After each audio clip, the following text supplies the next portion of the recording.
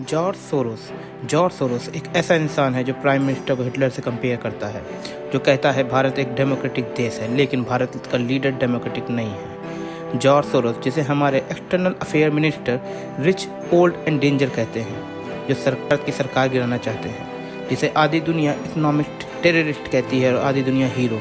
तो सवाल ये है कि जॉर्ज सोरोस हीरो है कि विलन? आखिर कौन है जॉर्ज सोरोस और कैसे उन्होंने पास्ट के देशों की इकॉनमी को बर्बाद किया, जानते हैं। वीडियो शुरू होने से पहले आपसे एक रिक्वेस्ट है, अगर आपको हमारे द्वारा दी जा रही नॉलेज अच्छी और यूज़फुल लग रही है तो प्लीज़ आप सब्सक्राइब बटन प्रेस करना ना भूलिए। आपका यह बटन प्रेस करना हमें प्रेरित करता है और भी अच्छी नॉलेज की वीडियो बनाने के लिए। तो सवाल यह है कि कौन है जॉर्ज सोरोस? वैसे तो जॉर्ज सोरोस के कई नाम हैं।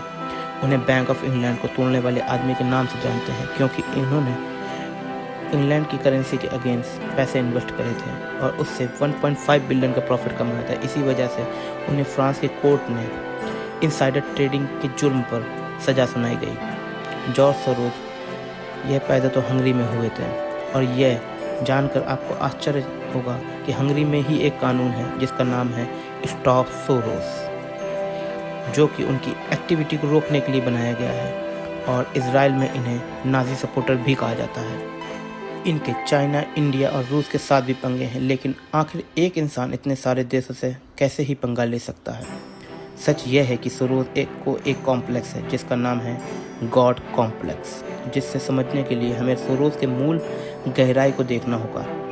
सोरोस इस वक्त 92 वर्ष के हैं, जैसे कि आपको बताया कि उनका जन्म हंगरी में हुआ था और वर्ल्ड वॉर 2 के दौरान वो 8 वर्ष के थे। वर्ल्ड वॉर 2 के दौरान एक जू होना बहुत ही भयानक था।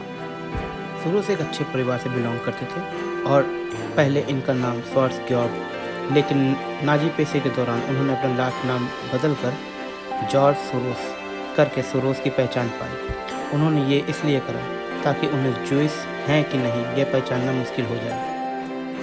और सोरोस कहते हैं कि वर्ल्ड वॉर के दिन उनके लिए बहुत ही अच्छे दिन थे, क्योंकि उन्होंने तभी सर्वाइवल के बारे में सीखा था और अपने पिता को हीरो बनते देखा था। सर्वाइवल सीखने के बाद उन्हें लगा कि वो एक डिफरेंट पर्सन है और अपने आप को वो गॉड मानने लगे। जॉर्ज बचपन से ही स्मार्ट बच्चों में से थे, इसी वजह से बड़े होकर उन्हें लंदन स्कूल ऑफ इकोनॉमिक्स में एडमिशन मिला। और आपको यह बता दूंगी कि यह कॉलेज प्रोटेस्ट के लिए फेमस है।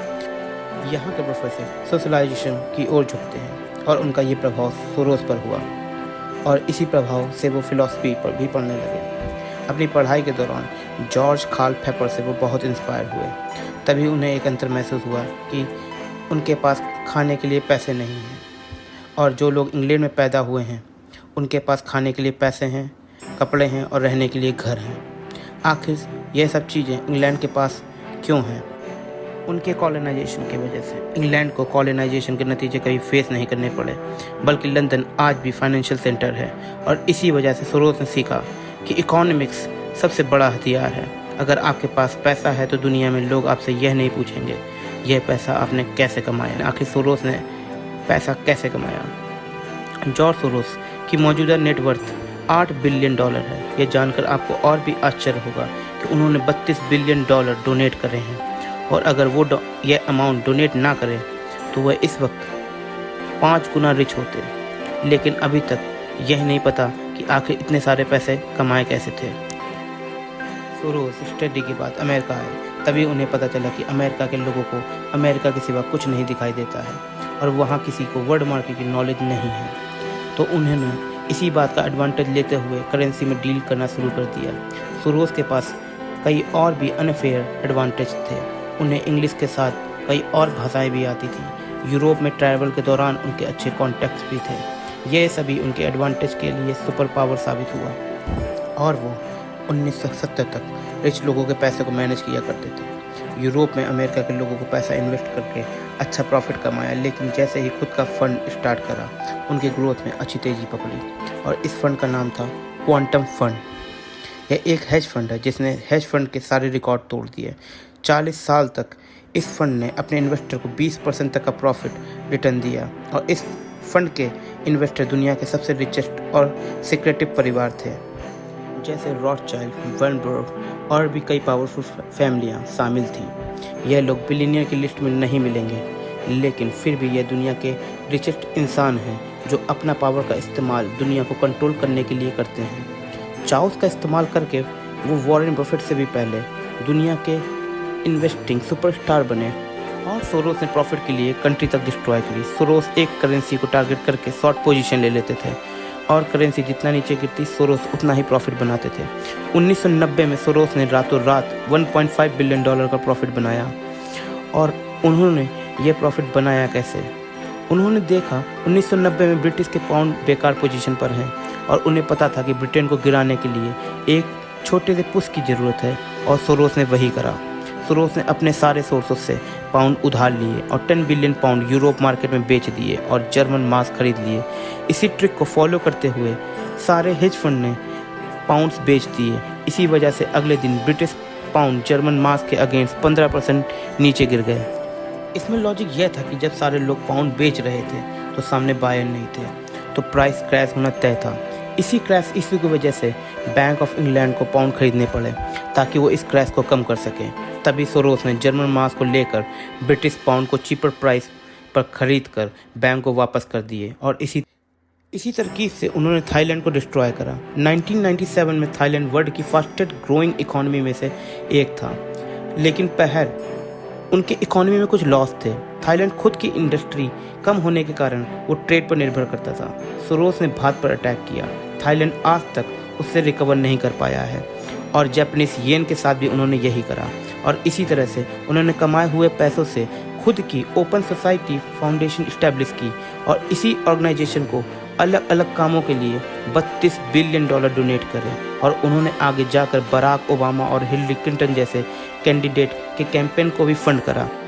लेकिन अचानक 2011 में उन्होंने अपना क्वांटम फंड बंद कर दिया, क्योंकि अमेरिका के सेबी ने उनसे कहा कि अब सारे हेज फंड को भी ट्रांसपेरेंट रहना होगा, अपनी फाइनेंशियल डील SEC के साथ शेयर करनी होगी। लेकिन सोरोस अपने ऑपरेशन सीक्रेट रखना पसंद करते थे। इसी वजह से उन्होंने अपने सारे इन्वेस्टर को पैसा लौटा दिया और सिर्फ अपने पैसे को मैनेज करना शुरू कर दिया। लेकिन आखिर सोरोस डेंजर क्यों है? हमारे एक्सटर्नल मिनिस्टर सुब्रमण्यम जयशंकर जी ने सोरोस को एक डेंजर इंसान बताया है। आखिर क्यों? सोरोस अपने प्रॉफिटेबल फाइनेंस के लिए किसी भी हद तक जा सकते हैं। जैसे उन्होंने ब्रिटेन में होने वाले क्राइसिस का इस्तेमाल ब्रिटेन की इकोनॉमी को तोड़ने के लिए किया, उससे अपना प्रॉफिट कमाया, थाईलैंड और चीन को भी डिस्ट्रॉय किया। वैसे ही क्या वो भारत के अगेंस्ट अपने सोर्सेस से भारत की इकोनॉमी को इम्पैक्ट कर पाएंगे? यह सवाल बहुत ही इम्पोर्टेंट है। इस वीडियो के शुरुआत में मैंने आपसे एक सवाल पूछा था कि जॉर्ज सोरोस हीरो हैं या विलन। लेकिन क्या ये सही तरीका है? क्योंकि भारत एक डेमोक्रेटिक कंट्री था, है और आगे भी रहेगा।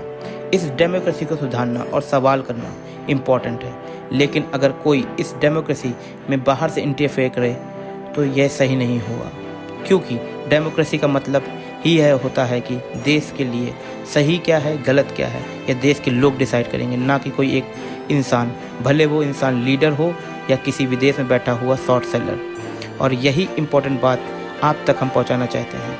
तो ऐसे ही इंटरेस्टिंग नॉलेजफुल वीडियो के लिए हमें सपोर्ट करें और हमारा सब्सक्राइब बटन दबाना ना भूलें।